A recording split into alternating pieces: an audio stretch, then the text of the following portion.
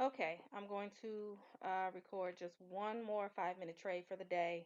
And between the three of these videos, you should probably have a really good feel of how these charts work together in order to produce profitable 5 minute trades. Before I start with the new trade, what I'm going to do is I do want to explain the pricing on Nadex for those of you who have had questions about it. I was explaining in the last video and then a trade came in, so I don't think I finished. Nadex has a built-in indicator in their pricing, and a lot of people I don't think realize that. What I mean by that is, let me take one that has a good example. Okay, here's one.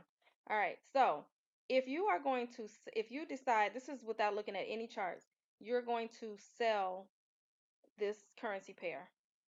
This side is the bid side. The middle strike price right now is worth $38.75, or in this case, $42. That would be your profit if you sold it. That means that this trade at the time it was $42 had a 58% chance of actually winning the trade. Now it's at about 80% chance of winning the trade, and it's going down even further. So when you sell it, you're going to sell it from this side, and this dollar amount is your profit amount. When you buy it, you're going to buy it from this side, and this dollar amount is your uh, loss of projected loss amount. If you got in the trade here, your profit would be $12. You'd be risking $88 to take the trade. I like to trade on the third strike price for the most part, um, because this is the point where the trade actually, this 5 minute period actually opened. So this is the safest one for me. If I got good pricing here on the second strike price of a sell, this is even better than the third. A fourth strike price on a buy is even better than the third if you're buying it. Okay. So that's just it. That's real brief about the pricing. I'm going to go ahead and we have a new trade starting in less than a minute. So I'm going to just take a look at the charts and see where we are. This would be normally a good trade to take, except as I was explaining, this oscillator is too far up. In the last video, it was down here. You can see the trade has actually moved up since then. Do you necessarily have to wait for the arrow in order to take the trade? If you are new to these charts, I would say go ahead and wait for the arrow. And if the position is still available, if the oscillator, let's say, was somewhere down here, I would take this trade. As you become familiar with the charts, you're going to start to learn how they work and how the market goes up and down and turns all day. Once you hit those pivot points, you don't necessarily have to wait for the arrow because you'll be more, excuse me, you'll be familiar with how the market works. Plus, you'll have pricing from Nadex to kind of guide you to tell you this trade has a 70% chance of winning. You can get a $30 profit. So, do you have to wait for the arrow? I think you do in the beginning, and then until you find your own way, then you can kind of do your own thing. Me personally, as I'm taking these trades and while I'm recording these videos, I'm going to wait for an arrow just so you can see how it really works. What I want here, I'm waiting on this red line to cross over the green line. This is perfect at the top. I don't know if that's going to happen in 2 minutes, 5 minutes, 10 minutes. I don't know.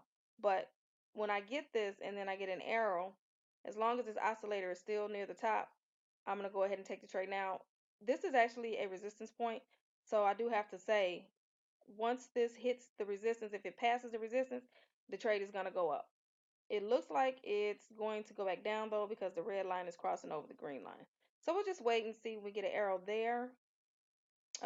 Here, I want to say I'm waiting on an arrow, but this red line is kind of looking like it wants to go back down. So I'm not sure. Here's another one. It looks like the market is about to go back down. So we're just going to kind of wait and see. When I get an indicator, then I'm going to pause the video until I get it, and then I'll come back and see if we can go ahead and take the trade. Okay, it's about 2 minutes later, and I just wanted to point out this market now is about to, it looks like it's about to go back down. You see the oscillator is headed in the down direction. Um, the pivot point just posted here. The Japanese candle is red. I'm waiting on these two to turn red as well as an arrow. If these two turn red before I get an arrow, I'm going to go ahead and jump in the trade just so that you can see. Right now we're in the third minute of a candle or of a 5 minute period. So I'm going to wait till the next 5 minute period anyway. but it kind of helps you get an idea. So like you can go, this is the USD JPY. You can just go over to Nadex and look at the pricing and see how it starts to move even when you're waiting for the next trade. So you're expecting it to go down. If you got in the trade now, your profit would be $56. It's at 2.5 is the strike price. Right now the market is at 2.52. If you know what, I'm gonna go ahead just to get in the trade just to see what happens, because it looks like it's headed down. I don't have an arrow, but everything else is in the right direction, and the arrow is gonna come. Sometimes if I'm in a trade, I'll see the arrow come, and then I'm like, oh, okay, I'm 100% knowing the trade is gonna win. So it's at 2.5, and right now it's right at 2.5. This profit is $41.75. I'm gonna see if it's gonna move down some more. It looks like it is. This arrow is probably gonna come. What I would probably be doing if I was waiting on the arrow would be getting in the trade on the next one. But I didn't wait for the arrow. I didn't even wait for these to turn red. I'm just doing this trade based solely off of the resistance point and the oscillator and seeing that the market is moving in a down direction. The good thing about the 1 minute chart set up on 5 minute trades is that the indicator is not necessarily for the current candle. It's really for the trend. It means that the market is going down in that direction. Okay. So right now it's at 248, which is under the 2.5, and we got 43 seconds left. This trade wins is going to be a $41.75 profit.